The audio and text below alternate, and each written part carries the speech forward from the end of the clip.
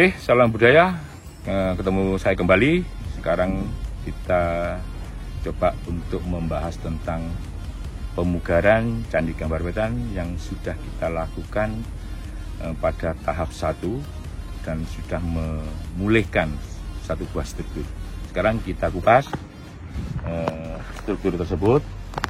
Jadi Candi Gambar Wetan atau struktur yang kedua ini adalah sebuah perwara sebelah kanan, kemudian dengan pintu masuk bagian depan ini pada bibit tangga dihiasi dengan hiasan naga, kepala naga, yaitu Nagaraja karena dia menggunakan mahkota gitu ya. Nah, pada pemugaran ini kita lakukan pemugaran total. Kita lakukan pemugaran total dengan membongkar seluruh struktur ya, secara berlapis. Kita bongkar, kemudian kita lakukan susun coba, kita lakukan anastilosis, kemudian kita lakukan analogi untuk memadukan kembali susunan-susunan itu menjadi sebuah struktur yang utuh kembali. Ada beberapa bagian batu yang tidak kita temukan, itu terpaksa kita gantikan dengan batu yang sejenis. Batu yang sejenis meskipun warnanya beda, karena memang candi ini tidak memiliki satu jenis batu, tapi banyak jenis batu yang digunakan di sini. Ada yang warnanya putih, ada yang agak hitam, ada yang agak merah, kemudian ada yang agak abu-abu. Tapi semua jenis batuannya itu sama ya, batuan sedimen basalt gitu ya. Jadi ada beberapa yang kelihatan pori-porinya agak kasar seperti ini, kemudian ada bagian-bagian batuan kecil-kecil yang merupakan sisipan-sisipan hasil dari batuan pembekuan. Dan pada batu-batu pengganti itu yang kita pasang di sini akan diberikan sebuah tanda, seperti ini. Kita masukkan ini untuk menunjukkan ini adalah batu-batu pengganti, yang kita pasang. Kemudian kita kerjakan permukaannya sedemikian rupa untuk menciptakan nuansa ini pengerjaan cara lama. Jadi pengerjaannya harus mengikuti, meskipun kita tidak bisa sempurna seperti empu atau pembuat candi pada masa lalu, bisa dibedakan permukaannya beda ya. Ini dengan menggunakan pahat, tapi tekniknya yang kita belum mampu, tapi ini menggunakan gerinda dan pahat. Hanya menampakkan guratan-guratan aja.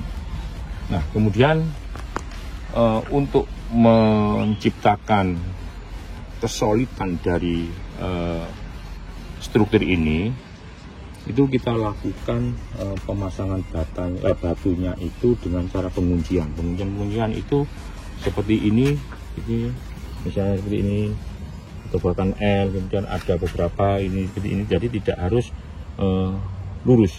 Jadi kita berikan kuncian L ini untuk menekan, untuk mengunci supaya dia tidak goyah. Di samping itu, pada setiap beberapa batu itu kita lakukan pengangkeran. Ini angkernya tidak kelihatan karena angkernya ada di dalam. Kita lakukan pengangkeran antar batu supaya batu itu tetap satu dengan yang satunya ini dia tidak bergeser.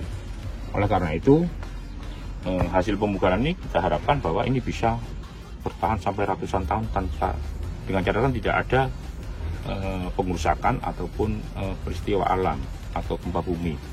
Ini kita prediksi akan tetap bertahan seperti ini, karena candi ini juga pertama kali dipugar setelah masa pembangunannya pada masa Majapahit. Tadi sekitar 780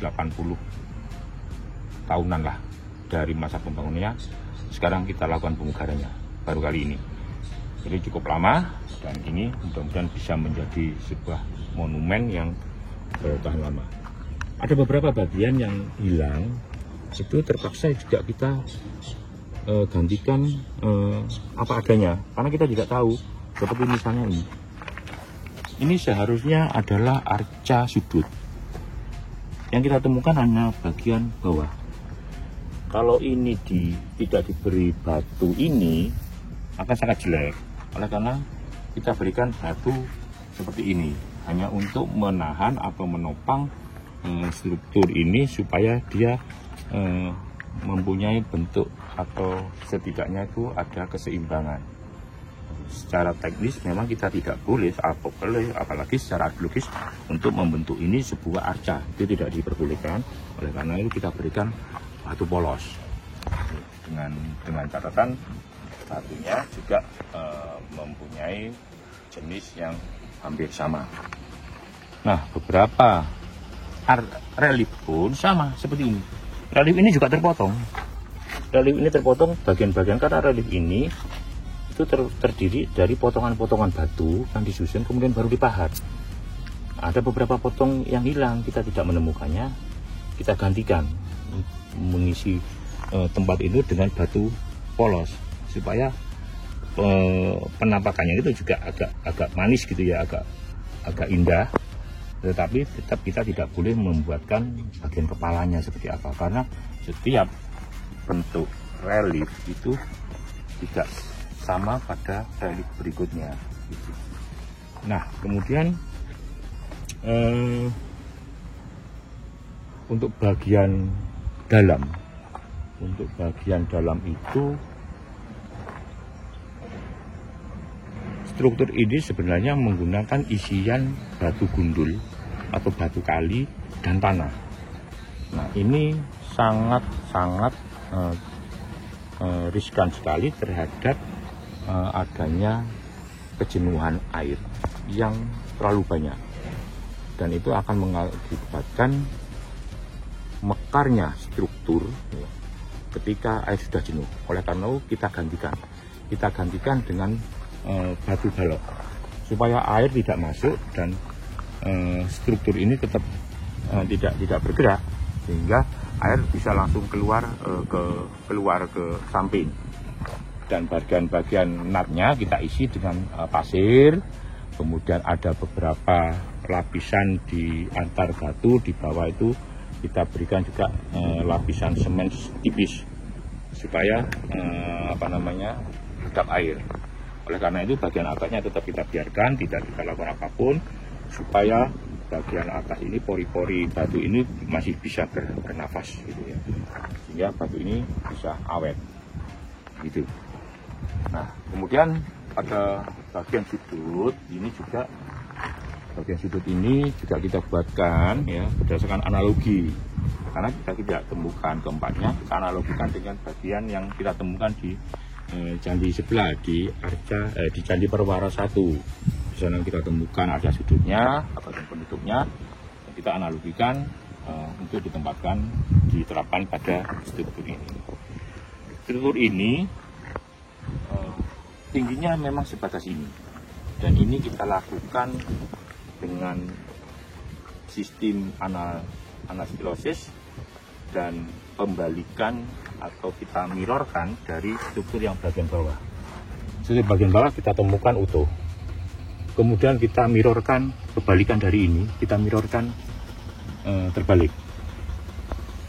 Jadi sebatas inilah candi itu bisa kita lakukan rekonstruksi. Tapi memang candi ini, struktur ini memang sebatas ini. Jadi tidak ada bagian lain yang naik, itu tidak ada. Jadi memang seperti ini aja candinya, dan memang sama dengan yang di Perwara 1. Demikian yang bisa saya sampaikan terkait dengan hasil pemugaran struktur 2 Candi Gambar Wetan. Episode selanjutnya nanti kita lakukan pada hasil pemugaran Candi Gambar Wetan, khususnya struktur 1 dan altar sesajian. Oke, terima kasih. Salam.